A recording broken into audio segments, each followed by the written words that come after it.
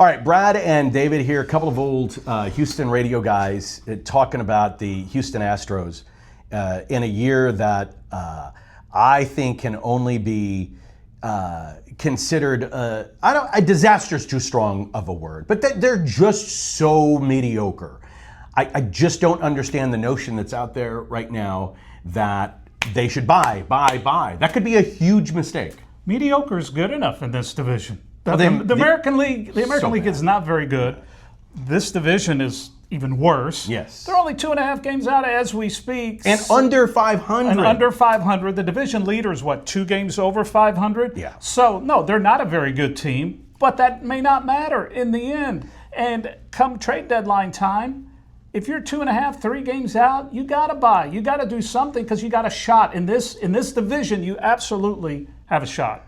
Right now, they're on pace to win, I think, 79 games.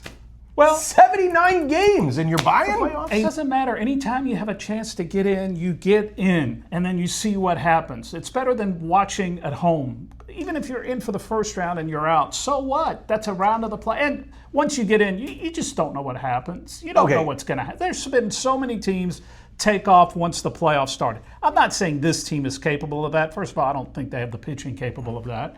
Right. But I think my bottom line is you take your shot. So I think now you need to tell us below that I'm right and that my friend David is wrong, and the Astros should definitely not buy at the trade deadline almost under any circumstance. Take your shot when you have a shot. They're on pace to win 79 games. 79 games. They've got a winning record since the end of April. All right, so we're a couple of old, Houston radio sports talk show hosts, but now we're a couple of old real estate agents in the Houston, West Houston, but all over the area. I know you are all over. I'm in the city all the time as well. So in these little segments that we're doing, we want to cover some sports, Houston sports, and we want to also cover a little bit about real estate as well. And I'm going to bring this story up because I'm not going to mention names, but I was with an agent the other day, newish, and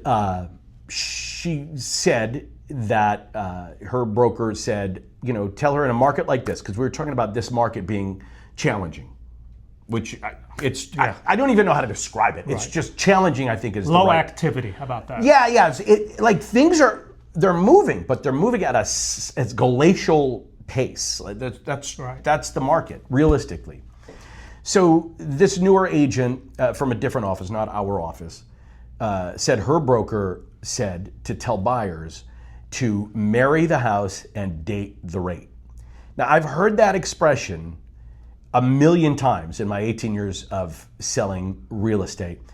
In other words, let me just, what they mean by that is current rates may not be what you want, right? But you're not tied to the rate forever because at some point you can refinance. Yeah, especially if you love the house. Right. If you love the house, even if the rate's high, maybe 2 years from now, you're going to be able to buy that down. A couple of quick points on that. One, marry the house, date the rate. Okay, I don't know about you, but we all, I'm sure, have dated people and we stayed in those relationships too long. Okay, and they didn't, waiting for something to happen and it didn't happen, and then it ended up being a disaster. And the second point on that is, I do not have a crystal ball. And so I get in theory that you can refi, but is that going to be a year from now? Is that going to be 5 years from now? I don't know. Well, I will tell you this, at least there's a chance, and come on, let's face it, historically, there's a pretty good chance rates are going to come down at some point. Correct. So you got a really good shot to refinance. What you don't have a good shot at is to change the price you paid. That's there forever. Yes, and this is backing your argument, prices traditionally are going to increase. Right. And especially if rates go down. Yes. If rates go down, prices are going to increase. Yes. You can't change what you paid for the house. In my opinion, I'm okay with date the rate and marry the house, because at some point, chances are pretty good. There's no guarantees. Yeah, chances are pretty good you'll refinance. There's zero chance that you're going to be able to change what you paid for the house. Correct.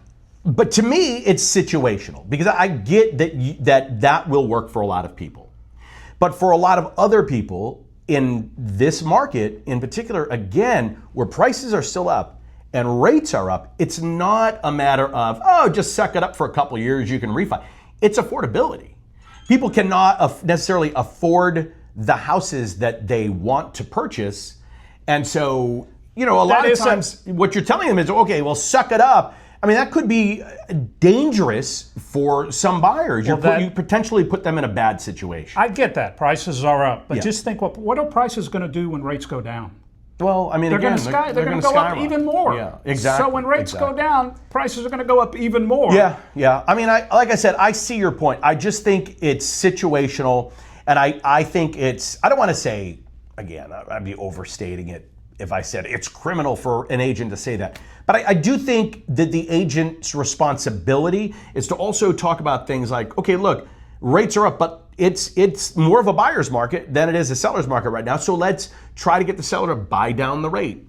Let's negotiate some more. Let's see if the lender can add incentives. There are other ways to get the price down. So to simply say, marry the house, date the rate, to me it sounds like, well, suck it up for a couple of years till the rates come down, then everything will be fine. I just think we need to think a little bit more about our buyers and what their specific situation might be. I agree. You always try to get the price down. Obviously, if you're representing the buyer, you're doing what you can, or to get incentives, or to get closing costs paid for by the seller. Yeah. I'm just saying, if a lot of those things aren't enough, or if those things fail, from an economic standpoint, you have a shot of lowering that rate in the future. You have no shot of lowering the price you paid. And if you continue to wait for rates to go down before you make a move in terms of buying, you're probably paying more, and sometimes significantly more, for the same house. I mean, we saw that obviously during the pandemic.